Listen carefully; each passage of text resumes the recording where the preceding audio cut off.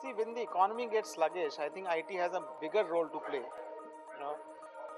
Because IT drives cost reduction, it drives process automation, it drives efficiencies. So when the economy tightens, I think the role for IT in terms of using innovative technology and trying to get higher levels of efficiencies becomes a lot more important. So the so IT is not just for driving business goals and keeping the lights on. It also has to do a whole lot of other things to make sure that we get to the next level of performance, next level of delivery for our customers. And I think with the changing economic scenario, it will become more and more important for IT to become play that crucial role for this.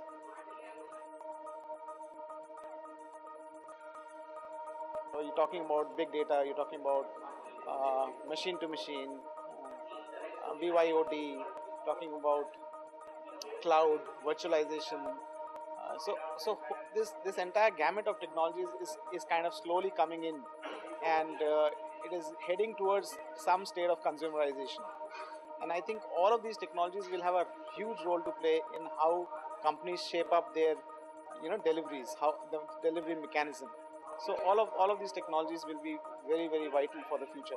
Especially for example, one of the things which is changing that we can see very dramatically is the demand versus supply and the way it is kind of being managed from a cost perspective. So with cloud offering, uh, companies can scale up and scale down with very little upfront investments. And I think that is a very, very key thing to how IT can manage to deliver to larger scales of performance at a very short notice. And so that's just one example of how IT can leverage what the innovation and the technology which is coming in to deliver a greater business value.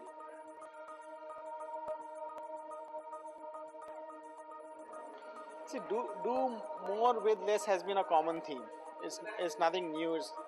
It's been there ever since at least in my working career for the last 22 years. It will always be the theme. So continuously we see our customers wanting more from us, even if the price point is the same. They want a greater value in what we deliver. So it's what in the BPO parlance we call it price compression. They want more for the same price, right? A greater value of service, a bigger service, or an added service for the same price point or even lesser.